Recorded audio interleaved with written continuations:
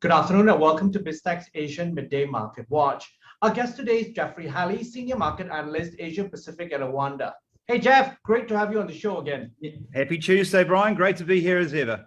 Now, as always, we're going to take a look at crypto markets first, where there's a lot of action, and then after that, we'll take a look at regional markets. Now, we've got basically Bitcoin at record highs. It's at 68,301. It's up 11.14%. Ethereum is just as good. It's 44,808. It's up 10.15%. Just to give you an idea of the size of both of just those two, Bitcoin alone market cap is now just under 1.3 trillion.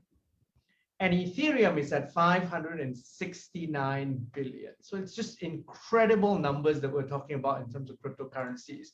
But across the region, however, in stock markets, it's a sea of red. We've got the Nikkei, which is at 29,347. It's down 0.54%. The Shanghai Composite is at 3,497.9. It's down marginally 0.02%.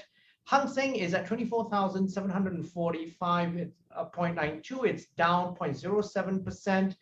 The ASX 200 is down 0.07% at 7,446.70. The Kospi is down 0.06%, 2,958.83. Bursa Malaysia is down 0.87% at 1,522.03. And rounding up the numbers, we've got the SGX, which is 3,254.32. It's down 0.29%. Jeff, what's your view on the markets across the region today? Yeah, I don't think there's any one driver. We had a fairly neutral session overnight in the US without any major data points. So I think that in itself has left markets drifting a bit. And I think this will be a theme for the week. It's a very light data calendar. So swings and intraday sentiment are going to rule the markets. Look, I don't think there's any one reason why Asia's a little bit lower today. It started off reasonably flat. I believe that government officials have been meeting China property developers and China banks this morning. So maybe that set off a few nerves around Asia today about the state of the China property sector. Bear in mind that we have about $1 billion, $1.1 billion worth of coupon payments for P&I this week from that sector. So I think the markets are going to be looking a lot more closely at that as the week goes on.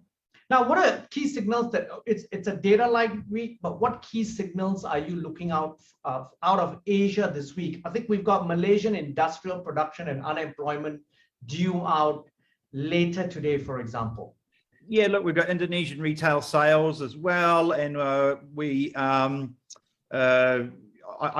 believe both of those numbers are going to show an improvement. We saw an improvement in the Philippines numbers this morning as well. I think it's all indicative of ASEAN coming out of this COVID-19 slump. As you know, they're starting up a vaccinated travel lane as well between Kuala Lumpur and Singapore, and Singapore's upgraded the status of some of our regional neighbors as well. So there's a little bit of good news out there, but I think it's being reflected in the currency markets. So we're seeing a strengthening of the baht and the peso, the ringgit and the Korean won, the Indonesian rupiah, rather than flowing through to stock prices at the moment, which very much seem to have tied their wagons to directions in the US markets. And we see that US index futures have actually fallen in Asia today. Now, how about Europe? What are we looking out for that you think could move markets this week? Really, it's the German ZEW numbers, and we do have some minor inflation figures out as well, but it's a bit of an empty week for Europe. If anything, we have Chinese inflation data and US inflation data due tomorrow, and those are the two highlights for the week. We have Australian employment on Thursday. That's always good for some intraday volatility. Again, I expect to see a recovery type number there as well. But really, we're going to be at the mercy of swings in sentiment, as I said, but also we have a lot of central bank speakers from around the globe speaking this week, and we have an ECB official tonight. And I think the central bank speakers are really going to be what drives sentiment. But at the moment, the market does seem to be very much in rates are lower for longer. Therefore, we can load up on equities and other asset markets. And that seems to be the theme that the week's getting off to. Now, Jeff, thank you very much for taking your time to be on the show. Always a pleasure.